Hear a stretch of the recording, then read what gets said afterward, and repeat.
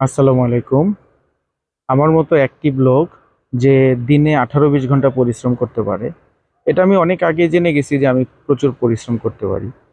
তো তার মায়ের কবরের অবস্থা যদি এরকম হয়, তাহলে ধরে নিতে হবে যে আমার মা এখানে খুব একা। এবং এইরকম একটা চরম বাস্তবতা আমাদেরকে সত্যিই মেনে নিতে হবে। যেহেতু এটা মেনে নিতে হবে, সেহেতু আমাদের এমন কিছু করে যেতে হবে যেটা কবরে থাকা অবস্থায় একটা রেজাল্ট দিতে পারে। আপনি কবরে থাকা অবস্থায় এমন কিছু রেজাল্ট আপনাকে দিবে যেটা কবরে গিয়ে কাজে লাগবে। তো কোন কোন ইবাদত কবরে যাওয়ার পরেও চালু থাকে, সেটা হচ্ছে আপনি যদি মানুষের কোনো উপকার,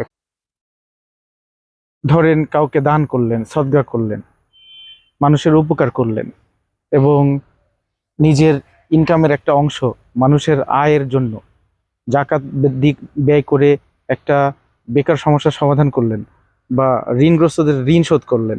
অনেকে আমাকে প্রশ্ন করেছেন যে আমার লাভ কি।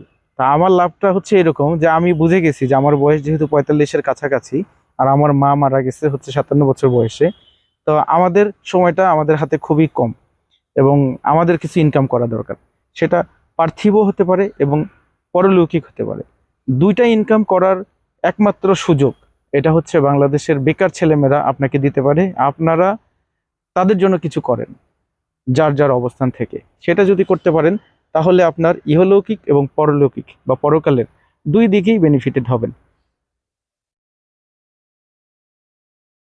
ছোটবেলা থেকেই আমি কবরস্থান ভয় পাই না, তার কারণ এই কবরস্থানের ভিতর দিয়ে, এই যে রাস্তা দেখতেছেন, এখানে একটা শর্টকাট রাস্তা আছে। এই কবরস্থানের উল্টা দিকে হচ্ছে আমার স্কুল। আমি এই কবরস্থানের ভিতর দিয়ে আমি আমার স্কুলে যেতাম। এই জন্য ভয়টা কাজ করে না, এবং আমি যতবারই আসি ততবারই এখানে আসি। বাংলাদেশে আসলে গাইবান্ধায় আসি, গাইবান্ধায় আসলে আমি এখানে আসি আসি আর কি। সবাই আমার জন্য দোয়া করবেন। আসলে আহ, এর চেয়ে বেশি কিছু বলার নাই। আমি বলবো যে আপনারা অ্যাক্টিভ হয়ে এমন কোনো কাজ করেন যাতে করে কাজ করার সময়ও আপনি বুঝতে পারেন যে এটা একটা ভালো কাজ করতেছেন, আপনাকে অনুপ্রাণিত করতেছে। আপনি ভালো কাজ করলে ওইটার রেজাল্ট আপনার পরে পাইতে হবে না, সাথে সাথে আত্মার ভিতর থেকে ফিল করবেন যে আপনি কিছু করতেছেন। এটাই হচ্ছে আপনার আহ, পাওয়া।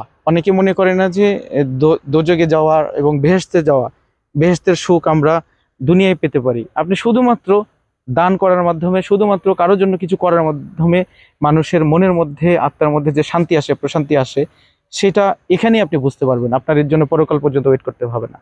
ধন্যবাদ। সবাই ভালো থাকবেন।